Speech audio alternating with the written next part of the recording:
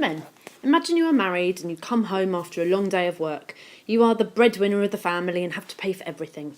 Your wife runs the home. She tidies, looks after your many children and cooks wonderful meals for you. Now imagine your neighbourhood.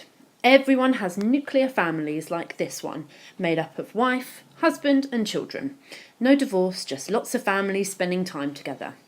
Now women, imagine you are married and spend all your day tidying and cooking. You're in charge of looking after the children. There's no contraception available to you, so you have lots and lots of children. You obey your husband just like you promised to do in the wedding service you had. There's no question of you divorcing your husband. If this doesn't sound familiar, it's because it hasn't really existed that much since the 1950s and 1960s. Back then, this was an accurate picture. So what's changed? For some families, not a lot. Some women still stay at home and raise a family while husbands work. However, it's not that common anymore. You could argue that the big change is in women's rights.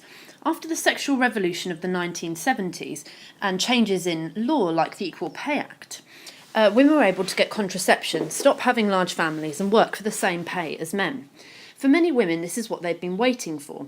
Feminists campaigned for women to have the right to control their own body and to be able to work in the same way as men. This could explain some of the changes today, where we are seeing smaller families and lots more women working. Now that women have the right to choose how many children they want and are able to get paid the same amount as men, there may be less opportunity for women to want to have big families. Some people argue there's a slightly different cause of the changes that we've seen over time. Nowadays, a lot less people are religious. Religions have always emphasised the importance of the family. In Genesis 1:28, God told Adam and Eve to be fruitful and multiply. This means to have children.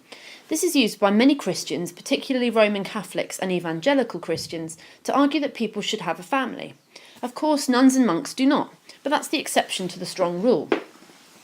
The Prophet Muhammad also argued that it was important to have a family. He had several wives and lots of children and is seen as being the correct example for Muslims to follow, so much so that his sayings and actions are recorded in the Hadith. The Quran also emphasises the importance of having a family. In the Christian wedding service, couples promise to serve God and each other and to remain faithful to one another until death do us part. Similarly, Muslims make a wedding contract where they commit to each other. If people stop being religious or follow their religions less closely, then this could also be a cause of some of the changes we've seen to families. And this is in fact what we're seeing today. In the 1950s and 1960s, young people were still expected to get married young, in church for life, and to wait until they were married to have sex. Because divorce rates were extremely low, most families were nuclear, meaning they were made up of a mother, father and children. Over time, however, this has changed. Now we see lots more homosexual couples who are able, rather than keep their relationship private when homosexuality was illegal, they're allowed to enjoy the same rights as heterosexual couples. Previously under the Civil Partnership Act, but recently under the Same-Sex Marriage Act.